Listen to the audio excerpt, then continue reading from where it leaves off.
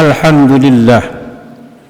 Alhamdulillahilladzi anzalal Qur'an hudan linnas wa bayyinatin minal huda wal furqan. Asyhadu an la ilaha illallah wahdahu la syarika lah wa asyhadu anna Muhammadan abduhu wa rasuluh la nabiyya ba'dah. Allahumma fassalli wa sallim wa barik ala sayyidina Muhammad sayyidil mursalin wa ala alihi wa sahbihi ajma'in. Amma ba'd. Faya ibadallah, usini wa iyyakum bitaqwallah faqad fazal muttaqun. Qala ta'ala fi kitabihil karim wa huwa asdaqul qailin.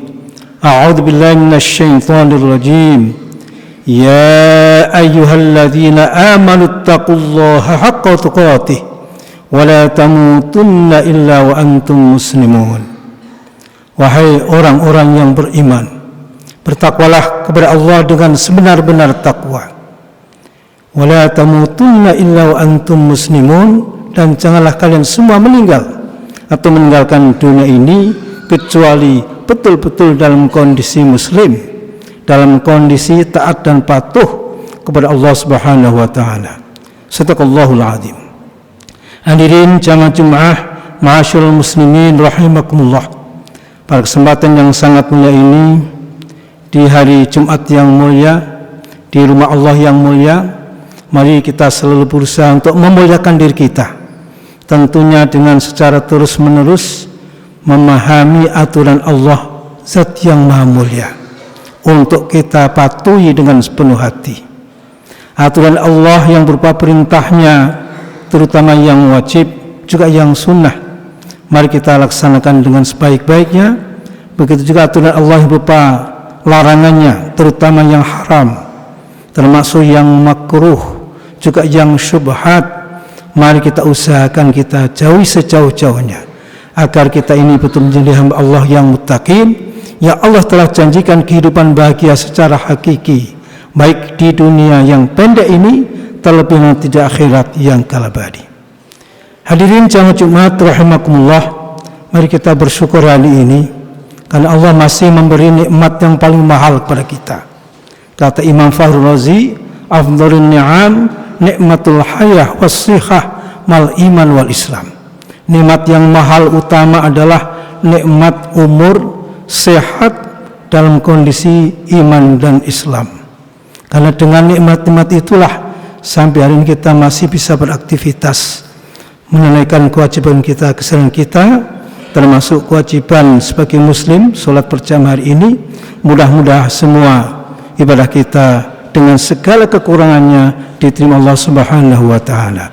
Amin ya rabbal alamin. Tema hari ini adalah Al-Quran sebagai way of life. Karena itu kita juga bersyukur kita sebagai umat Muhammad diberi warisan yang sangat mahal. Kalau dua warisan ini kita pahami, kita pegang teguh, insya Allah jaminan baginda Nabi tidak akan sesat selama-lamanya. Taraktu fikum amrayni lan tadillu ma in tamassaktum bihima kitaballah wa sunnata rasuli. Aku tinggalkan dua perkara yang jika kalian berpegang teguh dengan dua perkara itu, kalian tidak akan sesat selama-lamanya. Kitaballah wa sunnata rasuli. Kitab Allah Al-Quran dan sunnah Rasulullah.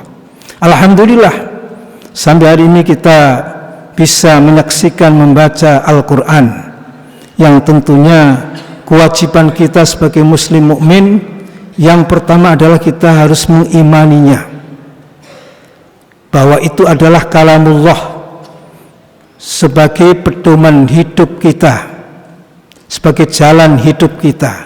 Karena hidup ini adalah perjalanan. Kata Khalifah Umar bin Abdul Aziz, khulqal insan lil abadiyyi intaqala min darin ila darin. Manusia itu diciptakan untuk abadi, cuman berpindah ruang dari satu ruang ke ruang berikutnya.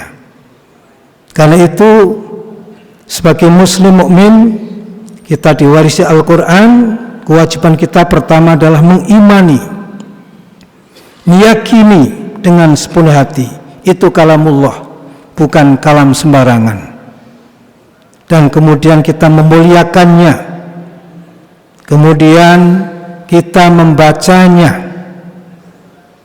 dan memahami dan merenungkannya, dan kemudian kita aplikasikan dalam kehidupan kita sehari-hari, baik sebagai pribadi, mungkin kepala keluarga, mungkin kepala kantor atau karyawan dan seterusnya.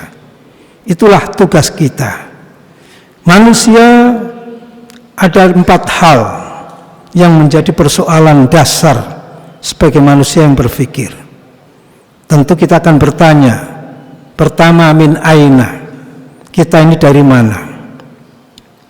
Wa fi aina, kita sedang di mana sekarang ini?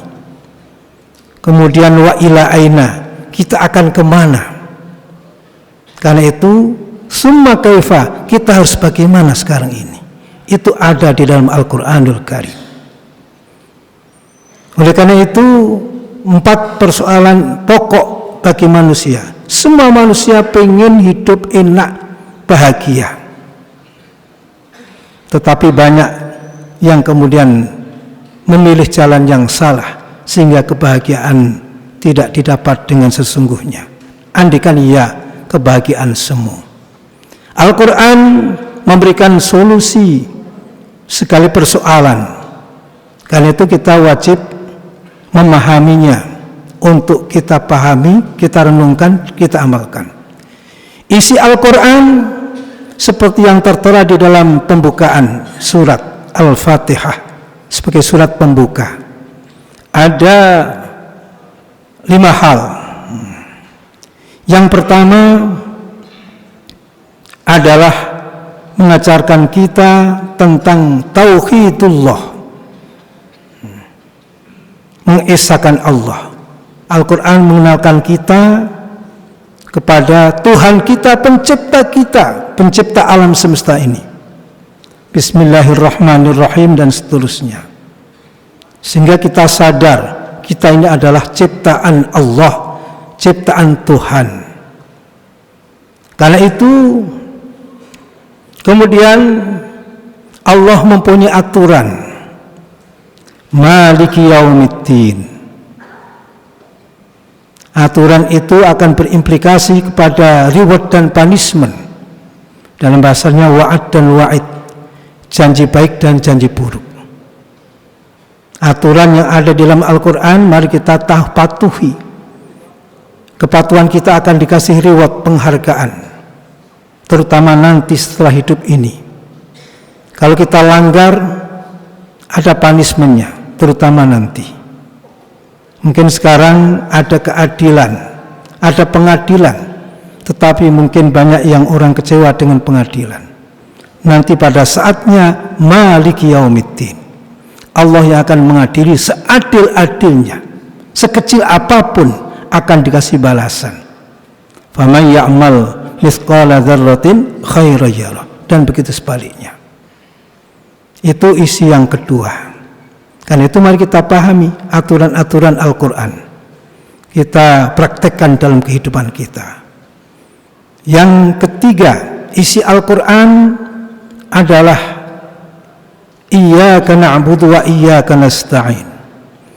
Karena kita ini sebagai hamba Allah, maka isi Al-Quran salah satunya adalah tentang ibadah, penghambaan sebagai hamba kepada Tuhannya, kepada Tuhannya. Karena itu seperti hari ini kita beribadah menunjukkan kita ini hamba Allah, kita patuhi. Bagaimana Rasulullah memberikan contoh tentang beribadah, artinya berterima kasih kepada Khalik kita. Kalau kita lihat Rasulullah, orang yang telah dijamin maksum, tetap ibadahnya luar biasa karena rasa syukurnya.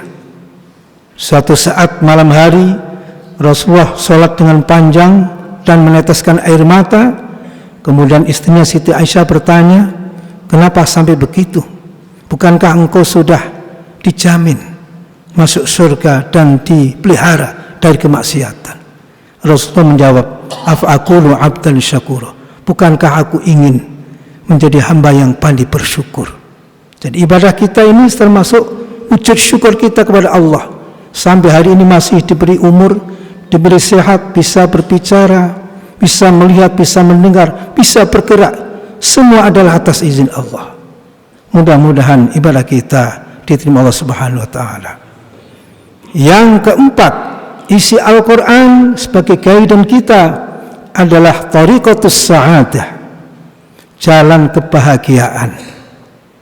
Karena itu kalau ingin bahagia, bacalah Al-Quran, pahamilah Al-Quran, renungkanlah Al-Quran, kemudian aplikasikan dalam kehidupan sehari-hari. Insya Allah, Allah berikan jaminan kebahagiaan yang hakiki, bukan kebahagiaan semu.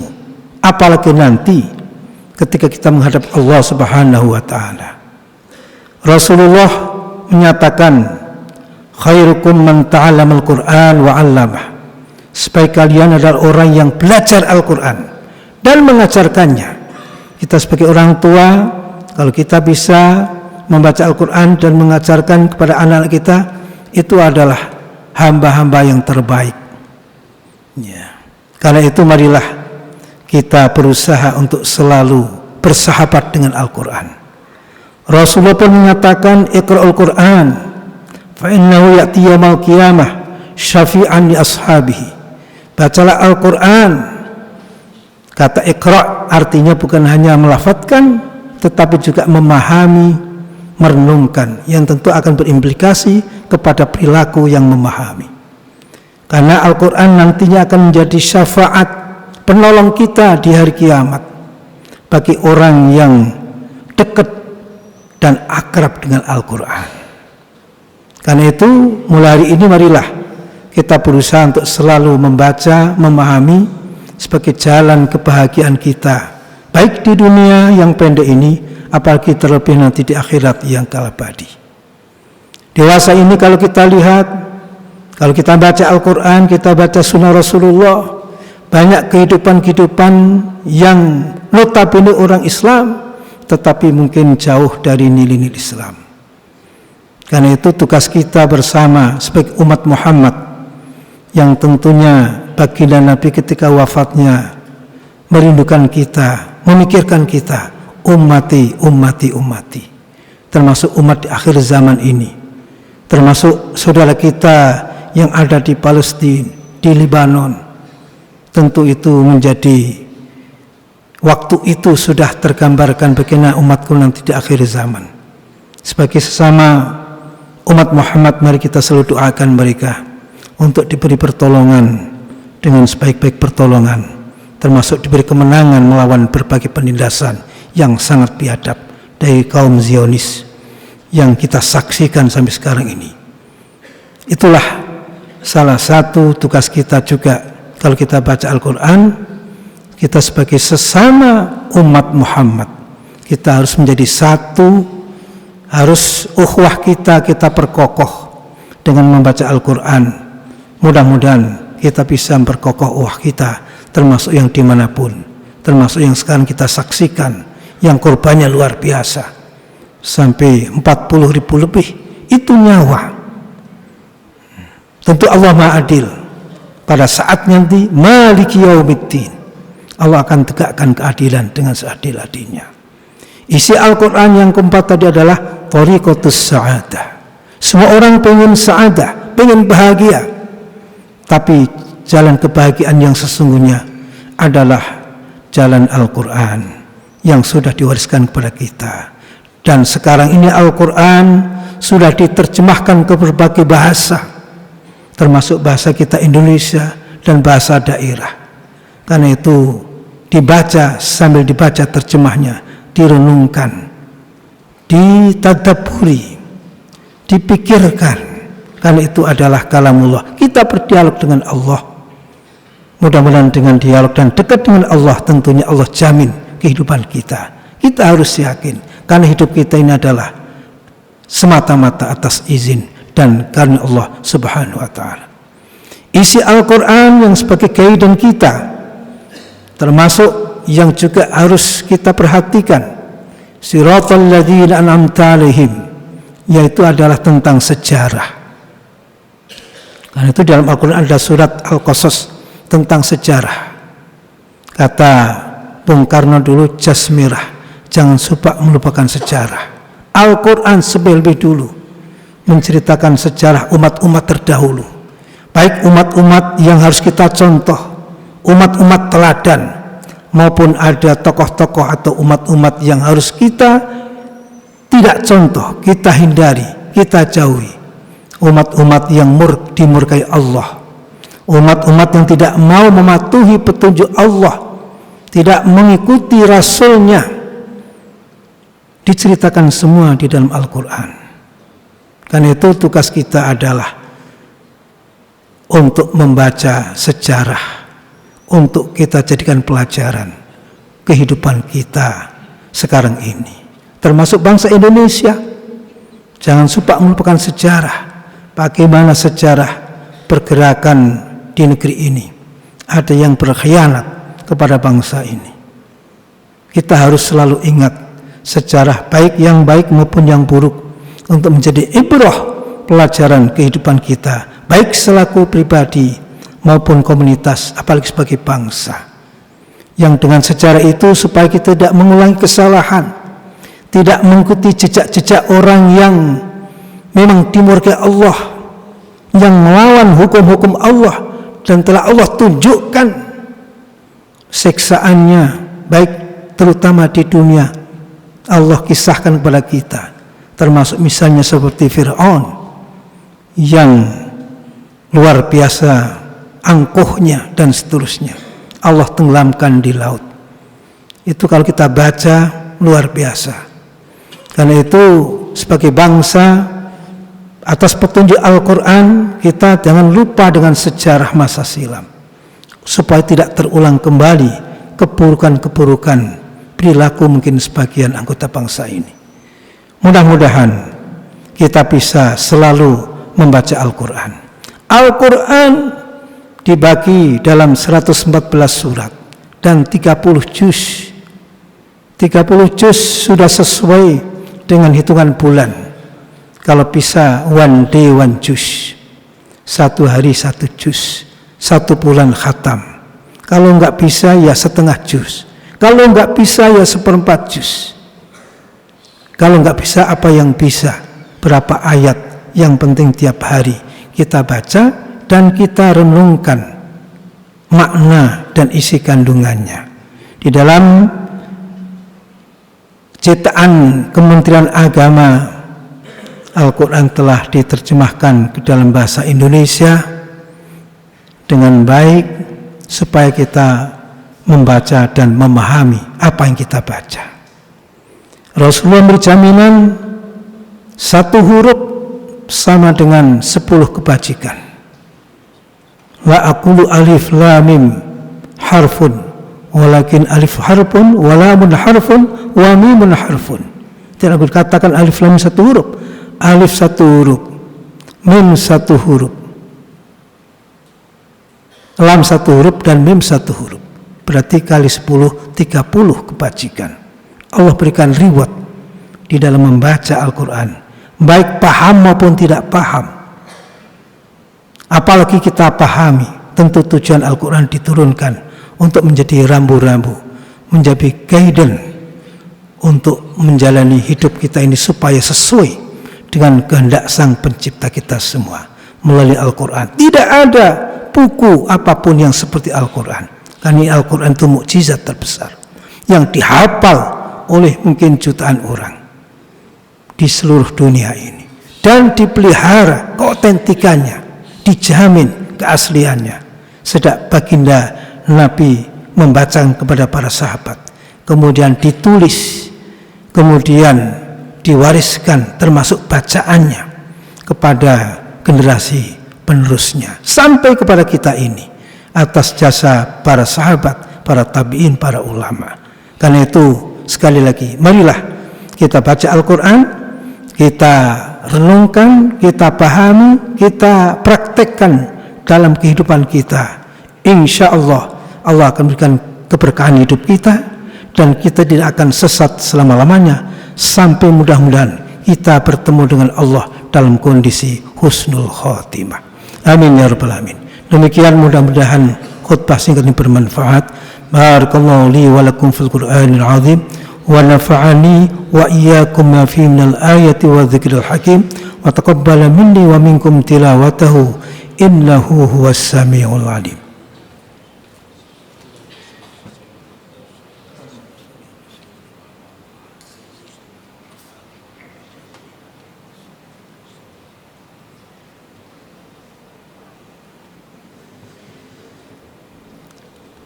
Alhamdulillah, nahmadu wa nasta'inuhu wa nastaghfiruh wa na'udzu billahi min syururi anfusina wa min sayyiati a'malina may yahdihillahu fala mudilla lahu wa may yudlilhu fala hadiya lahu. Asyhadu an la ilaha illallah wahdahu la syarika lahu wa asyhadu anna Muhammadan abduhu wa rasuluh la nabiyya ba'dah. Allahumma shalli wa sallim wa barik ala sayyidil mursalin sayyidina wa maulana Muhammadin وعلى آله وصحبه أجمعين. أما بعد، فيا عباد الله أوصيكم وإياي بتقوى الله فقد فاز المتقون. قال تعالى في كتابه الكريم ووثق القائلين أعوذ بالله من الشيطان الرجيم إن الله وملائكته يصلون على النبي يا أيها الذين آمنوا صلوا عليه وسلموا تسليما. اللهم صل على سيدنا محمد وعلى آل سيدنا محمد كما صليت على سيدنا إبراهيم وعلى آل سيدنا إبراهيم وبارك على سيدنا محمد وعلى آل سيدنا محمد كما باركت على سيدنا إبراهيم وعلى آل سيدنا إبراهيم في العالمين إنك حميد مجيد. ورضي الله على أربعة الخلفاء الراشدين سيدنا أبي بكر وعمر وعثمان وعلي وعلى بقية الصحابة والتابعين وتابع التابعين ومن تبعهم بإحسان إلى يوم الدين وعلينا معهم برحمتك يا أرحم الراحمين. اللهم اغفر للمسلمين والمسلمات والمؤمنين والمؤمنات الأحياء منهم والأموات إنك سميع قريب مجيب الدعوات ويا قاضي الحاجات. ربنا افتح بيننا وبين قومنا بالحق وأنت خير الفاتحين. اللهم اغفر أمة سيدنا محمد، اللهم ارحم أمة سيدنا محمد، اللهم اجبر أمة سيدنا محمد، اللهم استر أمة سيدنا محمد، اللهم عافي أمة سيدنا محمد، اللهم أصلح أمة سيدنا محمد، اللهم احفظ أمة سيدنا محمد، اللهم انصر أمة سيدنا محمد في أي مكان وبلد كانوا خاصة في فلسطين وفي لبنان برحمتك يا أرحم الراحمين. ربنا آتنا في الدنيا حسنة وفي الآخرة حسنة وقنا عذاب النار. عباد الله، إن الله يأمر بالعدل والإحسان وإيتاء ذي القربى وينهى عن الفحشاء والمنكر والبغي يعظكم لعلكم تذكرون. فاذكروا الله العظيم يذكركم واشكروا على نعمه يزدكم ولذكر الله أكبر وأقيموا الصلاة.